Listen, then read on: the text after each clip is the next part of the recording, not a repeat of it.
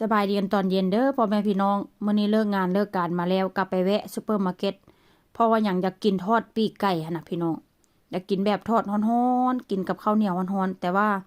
ก็คือว่าหั่นแหละเนาะไปเฮ็ดงานลืมมาข้าวเหนียวลืมแช่ข้าวเหนียวไว้พี่น้อง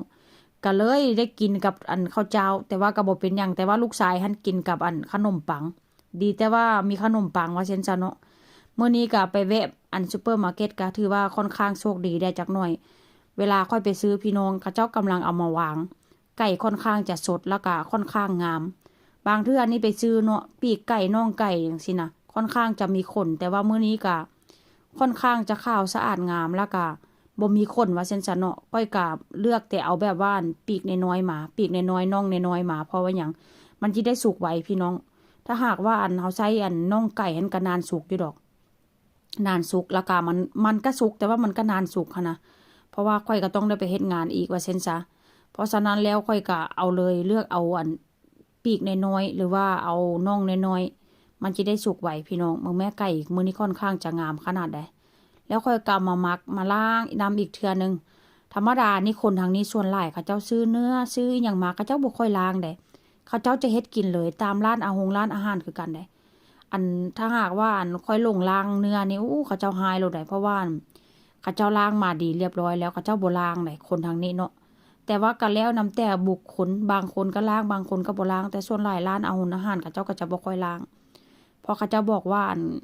ข้าเจ้าล้างทำความสะอาดมาแล้วอย่างซี้นะ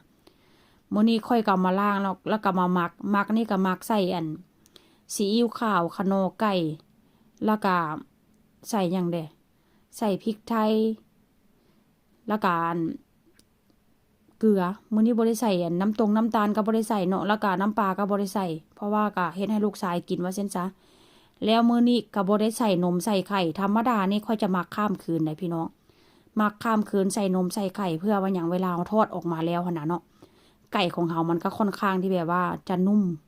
แล้วก็บ่เหนียวแล้วก็เวลามันเซาฮ้อนมันจะบ่แข็งว่าซั่นซะเนาะมันกรอบอยู่บางเทื่อมันกรอบแบบแข็งๆหั่นน่ะแต่ถ้าหากว่าเฮาหมักใส่นม มักใส่ไข่เอาไว้ข้ามคืนเนาะตื่นเช้ามาเวลาเราทอดแล้วนะพี่น้องมันก็ค่อนข้างจะนุ่มว่าเช่นซะแล้วก็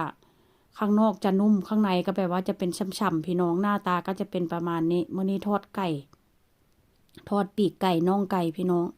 ขาดแต่ข้าวเหนียวเด้อมีข้าวเหนียวกับแจ่วปลาแดกมานี่ถือว่าเข้ากันแซ่บคักขนาดแหละเนี่ยพี่น้องเบิ่งเนื้อมันไหมทอดให้ลูกชายกับ